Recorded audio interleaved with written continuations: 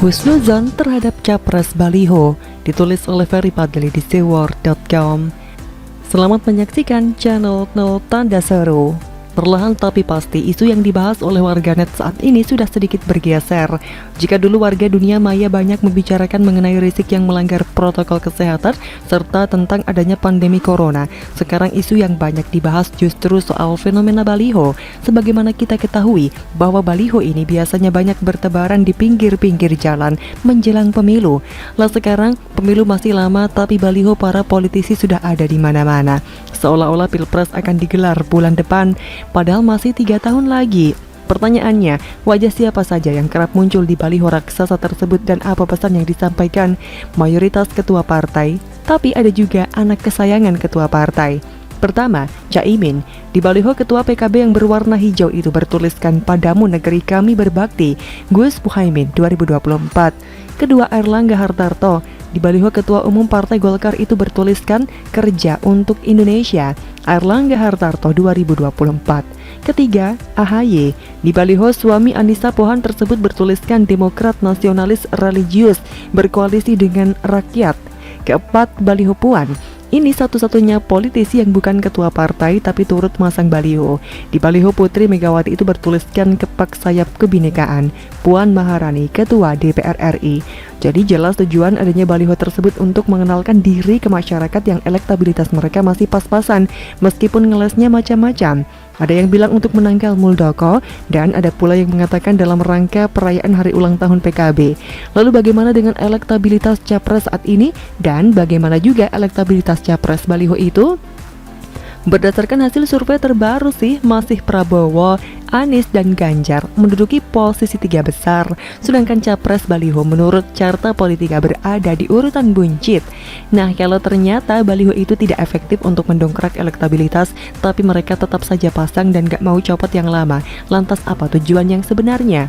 Cukup mudah menebaknya, sebagaimana kita ketahui bahwa saat ini semua lini usaha terdampak pandemi corona, apalagi dengan diberlakukannya PPKM darurat, tentu akan semakin menyengsarakan para pengusaha, termasuk usaha percetakan ikut terdampak. Boro-boro orang mau cetak kalender, spanduk ataupun baliho, cari makan saja orang susah. Padahal mereka para pengusaha advertising itu punya anak dan istri yang harus dihidupi. Kalau penghasilan mereka nggak ada, terus ngasih makan anggota keluarga tersebut pakai apa? Belum lagi para karyawannya perlu digaji, yang karyawannya tersebut juga punya anak dan istri yang perlu dikasih makan.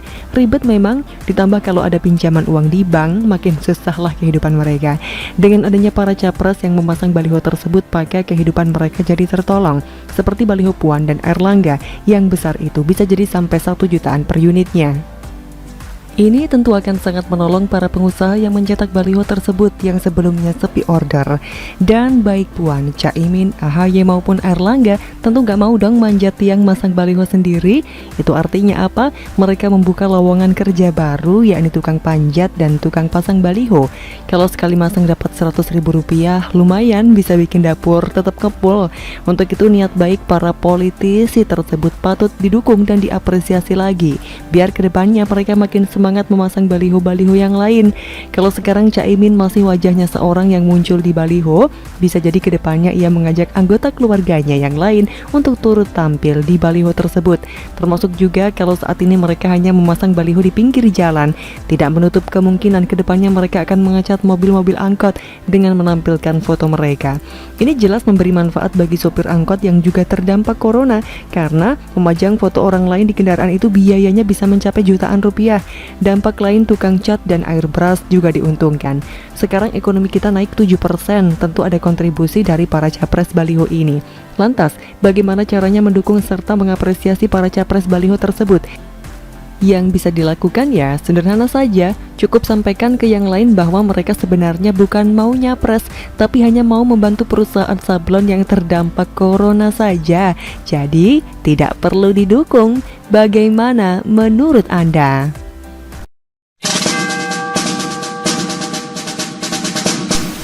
Sadis, pendamping PKH terancam penjara seumur hidup, sedangkan menterinya hanya 11 tahun. Ditulis oleh Ferry Fadli di sewar.com. Halo, selamat menyaksikan channel Tanda Seru. Tidak bisa dipungkiri, hukum di negeri ini memang belum adil untuk semua pihak, alias masih tajam ke bawah, tumpul ke atas. Beberapa warga plus 62 yang tersandung hukum dan kasusnya cukup berat malah mendapatkan vonis ringan, sedangkan beberapa lagi anggota masyarakat yang bisa dibilang melakukan tindak pidana ringan, alias tipiring, malah dihukum berat. Pertanyaannya, apa yang mendasari orang tersebut bisa mendapatkan vonis ringan atau berat? Jawabannya hanya ada dua. Kalau nggak uang ya jabatan, itu saja. Sudah ada contoh ke orang yang punya jabatan terbukti pakai narkoba, malah dibebaskan. Dia adalah Ketua Bapilu Partai Demokrat Andi Arief.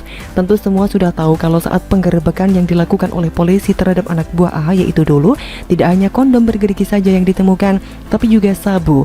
Dan setelah dilakukan tes urin, Andi Arief dinyatakan positif pakai narkoba. Tidak lama kemudian, doi disuruh pulang oleh Korps Bayangkara, padahal berdasarkan Undang-Undang Narkotika, pemakai sabu itu bisa dijerat hukuman 4 tahun penjara loh. Sedangkan di Toba Samosir Sumut, ada seorang nenek-nenek berusia 92 tahun dipenjarakan hanya karena menebang pohon durian sebesar 5 cm. Begitupun dengan kasus yang dialami oleh Nenek Mina, warga Banyumas, Jawa Tengah. Hanya karena dituduh mencuri 3 buah kakao yang harganya cuma Rp2.000, ia terancam hukuman setengah tahun penjara. Termasuk yang lagi hangat dibicarakan masyarakat, salah seorang pendamping program Keluarga Harapan atau PKH di Kota Malang, Jawa Timur, bernama Penny Triherdiani, terancam hukuman penjara seumur hidup karena diduga melakukan korupsi dan bansos. Petugas program unggulan Kemensos itu dijerat pasal dalam Undang-Undang tentang Pemberantasan Tindak Pidana Korupsi. Padahal konon katanya dana PKH yang ia salah gunakan tersebut untuk membiayai pengobatan orang tuanya. Penulis bukan bermaksud membela koruptor karena sekecil apapun uang negara yang mereka embat, tetap saja itu perbuatan tercela dan melanggar hukum. Tapi yang penulis pertanyakan di sini, bagaimana dengan hukuman si mantan bos Penny itu, Juliari Batubara, dengan korupsi yang jauh lebih besar? Apakah ia terancam hukuman seumur hidup juga? Seperti yang dilansir oleh Tempo.co, Juliari menerima uang suap sebesar 32 miliar rupiah lebih, yang mana duit haram yang diterimanya tersebut merupakan korupsi bansos COVID-19. Juliari menerima aliran dana bansos ilegal dari dua arah. Pertama, dari beberapa perusahaan agar ditunjuk sebagai penyedia bansos. Kedua, dari potongan Rp10.000 tiap paket bansos yang diberikan kepada masyarakat. Sungguh sadis ini orang, dipercaya oleh presiden untuk membantu masyarakat yang lagi kesusahan karena pandemi, malah dia yang paling banyak menikmati dana bantuan sosial tersebut. Wajar bila kemudian muncul wacana, dan itu didukung oleh masyarakat, sebaiknya Juliari ini dihukum mati saja, karena memang ulahnya itu sudah keterlaluan. Ditunjuk jadi menteri sosial yang notabene sebagai garda terdepan membantu orang miskin, tapi gak mikir bagaimana nasib orang yang lagi kesusahan. Dan endingnya sungguh bikin kecewa. Juliari hanya dituntut 11 tahun penjara oleh jaksa KPK. Padahal bisa loh si Juliari ini dipenjara seumur hidup. Koplaknya lagi, bukannya bersyukur diberi hukuman yang ringan, tanpa tedeng aling-aling, Juliari malah minta dibebaskan dari jerat hukum korupsi bansos tersebut. Ia mengatakan selama ini sangat menderita mendekam di penjara, sehingga berharap penderitaannya tersebut segera diakhiri dengan jalan majelis hakim membebaskan dirinya. Tidak pula karena ulahnya yang gak tahu diri itu, tagar Juliari pun langsung menggema di Twitter, minta divonis bebas akibat kelakuannya yang menyengsarakan seluruh rakyat Indonesia setelah maling duit bansos. Cuit pemilik akun Twitter @thechas. Yang cuitan itu dibalas oleh pemilik akun @aidayasin4 dengan mengatakan, emang gak tahu diri tuh orang bangsat yang lain kerja banting tulang berusaha mati-matian buat bertahan hidup di masa kayak gini, dia malah kipas-kipas pakai dana korup. Gila, sungguh hukum di negeriku ini masih perlu diperbaiki, dan itu dibutuhkan para penegak hukum yang tegas untuk membenahi permasalahan yang ada, minimal seperti Artijo Alkostar, karena kalau tidak segera berbenah ya bakal begini terus. Mudah-mudahan kedepannya KPK bisa lebih baik lagi pasca ditinggal oleh Novel Baswedan dan kawan-kawan.